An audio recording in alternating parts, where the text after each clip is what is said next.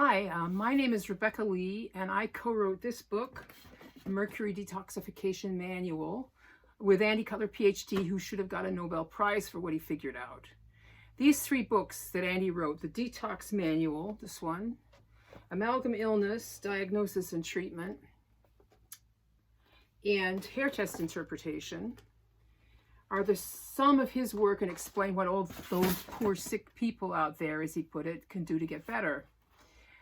The Detox Manual, which I co-wrote with him, is the easiest book to read. And it is testimony to the fact that all you technical people out there should team up with a liberal arts major. So there's a section in Amalgam Illness titled How Mercury Hurts You. Mercury, Andy tells us, does its damage when it gets inside your cells, particularly the cells of your brain.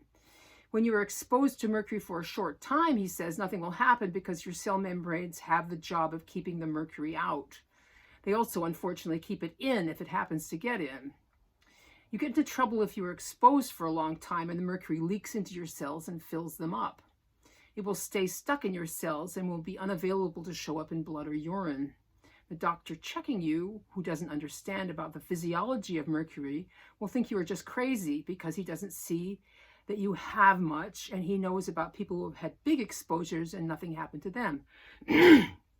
Mercury does its damage mostly by catalyzing oxidization of the membranes which surround the cell and the membranes that are inside the cell too. It attaches to molecules called sulfhydryl groups that are part of these membranes and then causes this oxidization. It's the oxidization of the unsaturated compounds that are present in these membranes. And unsaturated compounds, if I understand correctly, is a molecule that is in a position to be transformed by a chemical reaction. There are plenty of these vulnerable, so to speak, molecules in the cell membranes.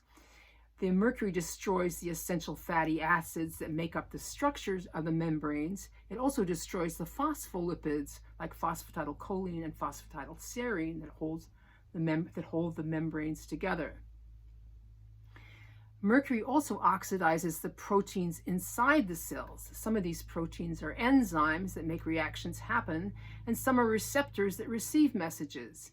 Enzymes have what is called an active site, which allows them to react with what they are supposed to affect.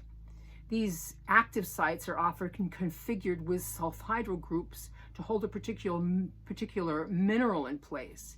Mercury will knock the mineral that is supposed to be there out of place and deactivate the enzyme. So whatever chemical reaction the enzyme is supposed to make happen in the vast chemical machinery of your body will not happen. The minerals in question are magnesium and zinc, and that is why we tell you to supplement them. Mercury is making you not able to hold on to them properly, and you need a lot more of them kicking around than an ordinary person. The cell membrane passes messages back and forth through the machinery of the cell, and when it is messed up, a lot of these messages get garbled. This particularly affects your brain because that is your body's main message center, and it can't deal with a whole lot of garbled messages. Andy's whole theory on how to test for mineral transport derangement also is based on the fact that mercury has messed with the cell membrane's ability to pass minerals back and forth appropriately. The whole fabulous messenger system of the human body depends on the cell membranes being whole and healthy, and mercury messes with cell membranes and tears them up. As part of the oxidization process, mercury also causes free radicals to form, and these can attack your DNA and mutate it. This will either cause the cells to not work properly, to die, or worst case scenario, turn cancerous. The hypothalamus in the brain is part of your endocrine system.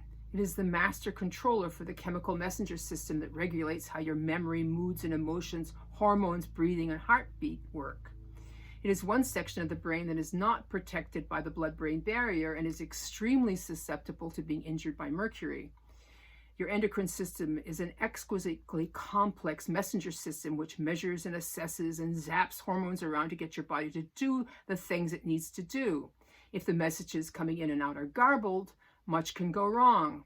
So many mercury toxic people are racked with anxiety or in constant fight or flight, or not sleeping properly, jumping out of their skins, dragging their asses around.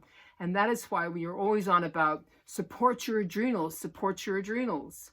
Andy said they're the biggest issue for mercury toxic people, produce the widest range of weird symptoms, and are the last thing to recover. Mercury also tends to concentrate in the liver, which is responsible for clearing out natural and synthetic chemicals. Mercury is also absorbed by the immune system, which can wind up misfiring and attacking innocent bystanders and causing problems ranging from allergies on up to autoimmune disease. So Mercury messes with how your body works. To what extent it will make you sick depends upon how susceptible you are, how much exposure you got, and where it wound up. It is astounding how our wonderful bodies can keep on functioning even when they are poisoned to such an extent. Your body will work, but in a crippled sort of way. You can protect yourself from the damage Mercury does by taking lots of antioxidants to quench the oxidative fires it sets off, and essential fatty acids that the cell walls use to repair themselves. You can also take a lot of the essential elements that Mercury tends to displace. That is why we have you take the core 4 of magnesium, zinc, E, and C, 2 minerals and 2 antioxidants. The most profound thing you can do to counteract this stuff is to chelate, which means provide your body with chemicals with lots of sulfhydryl groups that Mercury can latch onto so it can be excreted. There are ways to chelate properly and ways to make yourself horribly, irreversibly worse by moving Mercury around when you would have done better to just let it alone. So learn about the Andy Cutler protocol and how to chelate properly and get this volatile, oxidative, enzyme deactivating crap out of your body. Thank you for listening. Please like and share and all those good things. Things are slow in August. They're so slow that I'm running a special on my half-hour consultation. To get $20 off, use the code REBOOK, all in caps, when you go to pay.